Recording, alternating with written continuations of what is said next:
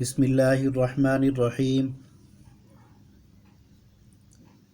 پاک دیسی health channel دیکھنے اور سننے والوں کو السلام علیکم ورحمۃ اللہ وبرکاتہ۔ کیسے ہیں آپ سب دوست احباب؟ امید ہے آپ سب خیریت سے ہوں گے۔ دعا ہے اللہ تعالیٰ آپ سب کو اپنے حفظ و امان میں رکھے، آمین۔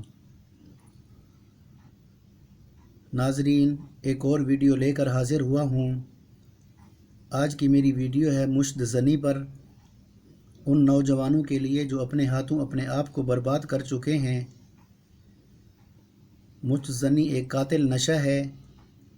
مشت کا مطلب ہاتھ اور زنی کا مطلب ہاتھ سے زنا کرنا۔ ناظرین، زندگی میں ہر چیز ایک بار ملتی ہے، جوانی، حسن، بڑھاپا اور موت۔ اور آج کل کی نوجوان نسل اس بیماری میں مبتلا ہے، لیکن غلطی انسان سے ہوتی ہے۔ اگر انسان اس گندی بیماری سے پکی توبہ کر لے تو بہت اچھی بات ہے، اور اللہ بڑا بے نیاز ہے، غفور الرحیم ہے، اور غلطیوں کو معاف کر دیتا ہے۔ دوستو، مشت زنی کیا ہے؟ اپنے ہاتھوں سے مادہ منویہ کو خارج کرنا، یہ ایک گندا فعل ہے۔ اب بات کرتے ہیں مشت زنی کے نقصانات پر۔ میری ان نوجوانوں سے گزارش ہے، آج کی ویڈیو پوری غور سے سنیں، اور نئے آنے والے دوستوں سے گزارش ہے پاک دیسی ہیلتھ چینل کو سبسکرائب کر لیں، اور ویڈیو کو اپنے دوستوں کے ساتھ شیئر ضرور کیا کریں۔ شکریہ۔ دوستو، مشت زنی کے بہت بڑے نقصانات ہیں۔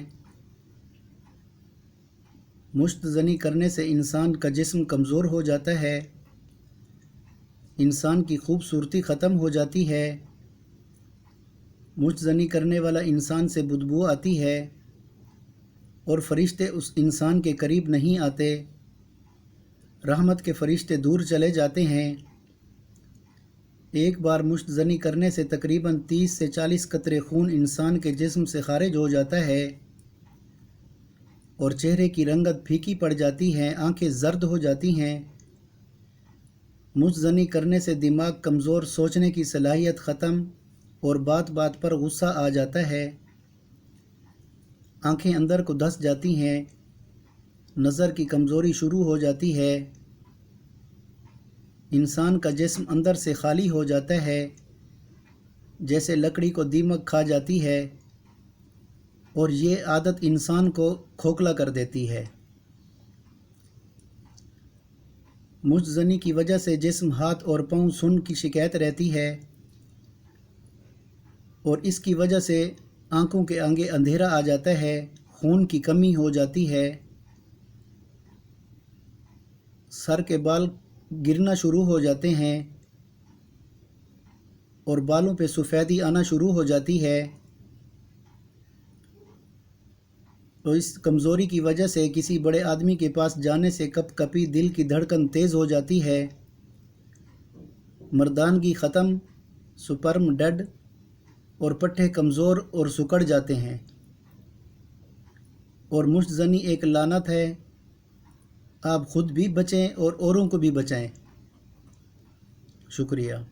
اور آج ہر مریض یہ کہتا ہے، حکیم بس دوائی دے، بس کھائیں اور ٹھیک ہو جائیں۔ ایسے نہیں ہوتا دوستو، حکیموں کے پاس کوئی اللہ دین کا چراغ نہیں ہے، وہ جادو سے آپ لوگوں کو سالوں کا مرض ایک دن میں ٹھیک کر دیں۔